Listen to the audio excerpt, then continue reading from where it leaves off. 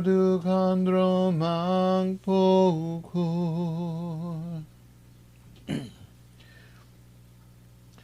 Keki Jesu dak drugi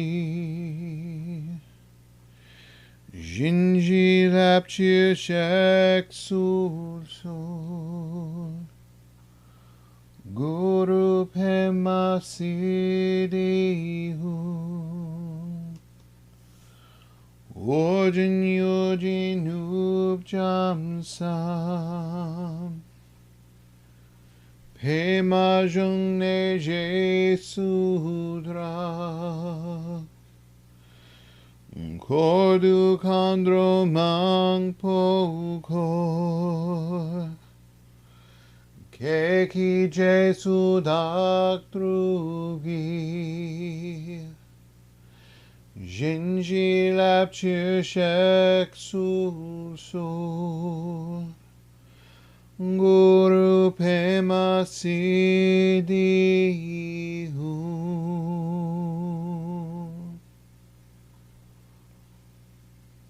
Om Ahung Benzar Guru Pema Siddhi Hung Om Ahung Benzar Guru Pema Siddhi Hung Om Ahung Benzar Guru Pema Siddhi Hung Om Ahung Benzar Guru Pema Siddhi Hung Om Ahung Benzar Guru Pema Siddhi Hung Om Ahung Benzar Guru Pema Siddhi Hung Om Ahung Benzar Guru Pema Siddhi Hung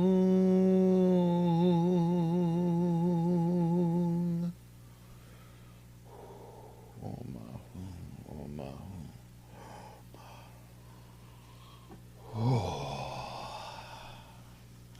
Happy Sunday. Happy day after May Day. It's May. It's May and my windows are open, and that makes me very, very happy. I hope you're having a good day. I hope you had a good couple of weeks. Thanks for letting me have the weekend off last week. I had a great time. The beach was great. I know that sounds terrible if you weren't there, but it was great, and it was so much of what I needed just for a little bit of refuge and reminder. So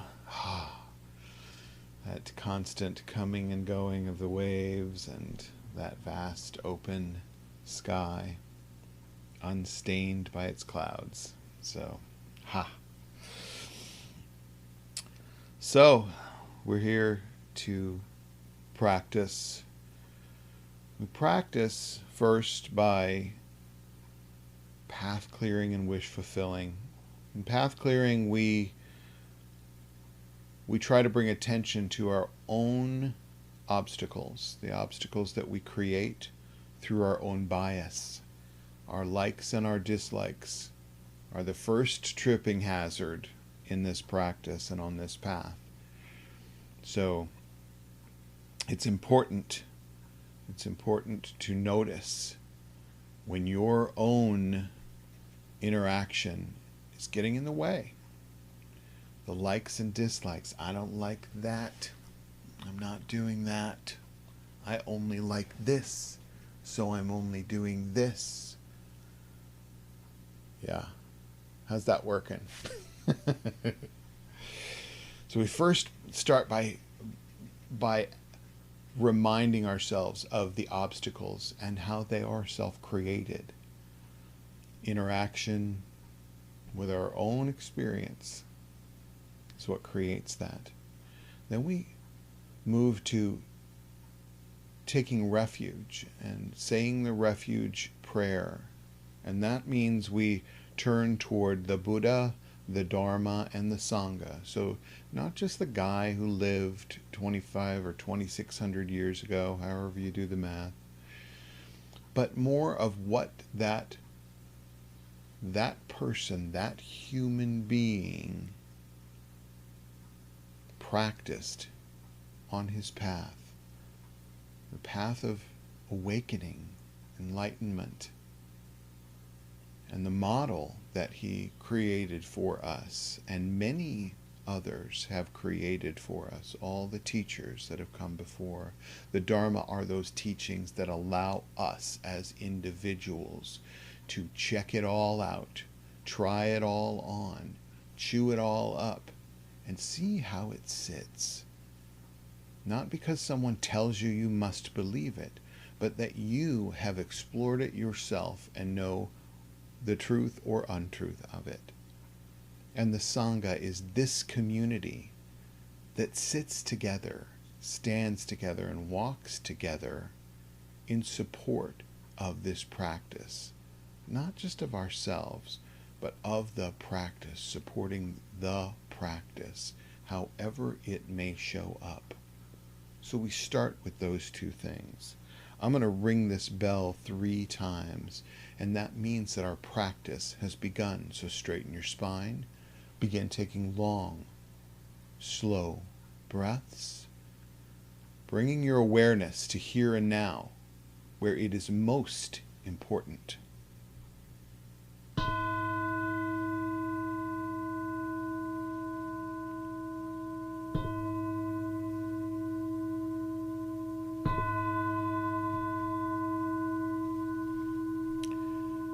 Path-clearing and wish-fulfilling prayer to Padmasambhava, followed by our Refuge Prayer, twice in Tibetan and once in English.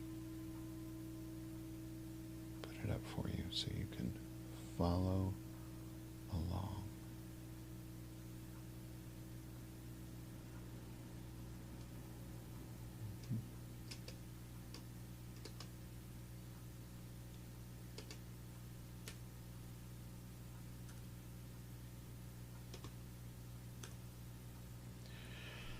Dosum Sangye Guru Rinpoche Nungdrup Kundak Dewa Chen Pojab Barche Kunsel Dodo Drak Potzel Solwan del Sol Jinji Lap Tu Sol Chinang Sangwei Barche Jiwadang Sampalunji Drupal Jinji Lub. Precious guide, one with all the Buddhas of the 3 times, blissful presence and source of all spiritual accomplishments, fierce destroyer of illusion who dispels every obstruction, we pray to you for blessing, inspiration, and realization. Please remove all outer, inner, and secret obstacles and spontaneously fulfill our aspirations.